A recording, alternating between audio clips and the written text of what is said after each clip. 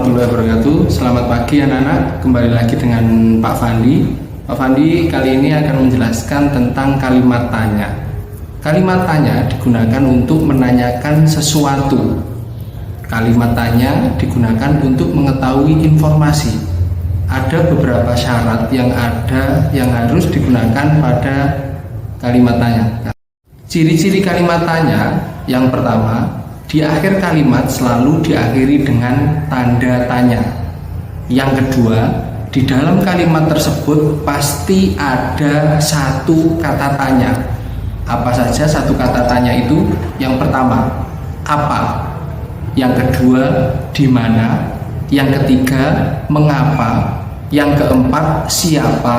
Dan yang kelima, kapan? Yang terakhir, bagaimana? Kata tanya apa digunakan untuk menanyakan sesuatu. Kata tanya di mana untuk menanyakan tempat. Kata tanya mengapa digunakan untuk menanyakan sebab atau alasan. Kata tanya siapa digunakan untuk menanyakan orang. Kata tanya kapan digunakan untuk menanyakan waktu. Sedangkan kata tanya bagaimana digunakan untuk menanyakan penjelasan. Dan yang paling terakhir yang perlu kalian ingat bahwa kalimat tanya itu harus disampaikan dengan cara intonasi yang tepat. Perhatikan contoh percakapan yang ada di halaman 161. Percakapan Lani dan Komang. Sudah kalian buka? Oke, silakan disimak. Wah, bunga mawar itu cantik sekali ya Komang. Iya, cantik ya. Bunganya berwarna merah. Ayo Komang, kita petik bunganya. Tidak boleh Lani. Mengapa tidak boleh dipetik Komang? Kita tidak boleh memetik bunga sembarangan. Harus ada aturannya. Bunga merupakan alat perkembangbiakan tanaman. Coba kalian simak lagi dari percakapan tadi. Mengapa tidak boleh dipetik Komang? Itu adalah salah satu contoh intonasi pengucapan dari kalimat tanya. Mengapa tidak boleh dipetik Komang? Intonasinya seperti itu. Kata tanya yang disampaikan oleh Lani tadi menjelaskan atau untuk menanyakan sebab atau alasannya. Oleh karena itu Komang menjawab dengan alasan, kita tidak boleh memetik bunga sembarangan. Harus ada aturannya. Bunga merupakan alat perkembangbiakan tanaman. Jawaban itu tadi adalah jawaban tentang sebab atau alasan mengapa Lani tidak boleh memetik bunga sembarangan. Berikutnya adalah menyusun kalimat tanya dari teks. Coba kalian lihat halaman 167.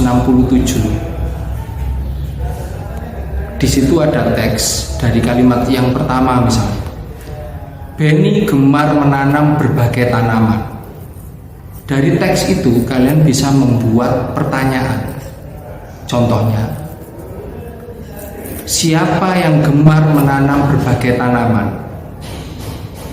Diakhiri dengan tanda tanya. Jawabannya adalah yang gemar menanam berbagai tanaman adalah Benny. Jadi dari teks itu semuanya bisa disusun menjadi sebuah kalimat tanya. Ingat, jawaban dari sebuah kalimat tanya harus lengkap. Itu lebih baik daripada kalian jawab terlalu simpel. Contoh jawaban yang simpel seperti ini. Siapa yang gemar menanam berbagai tanaman? Jawabannya Benny.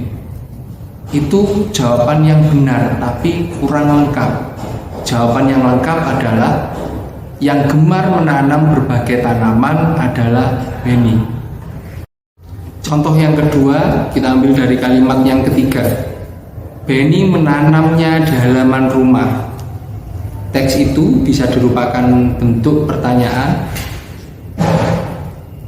Di mana Benny menanam tanamannya? Jawaban lengkapnya, Benny menanam tanamannya di halaman rumah.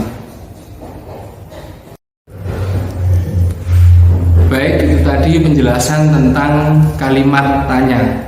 Jangan lupa kalimat tanya selalu diakhiri dengan tanda tanya. Di awal kalimat menggunakan huruf kapital. Baik anak-anak, terima kasih. Itu saja dari Pak Fandi. Tetap jaga kesehatan, tetap semangat belajar. Jangan lupa istirahat yang cukup. Assalamualaikum warahmatullahi wabarakatuh.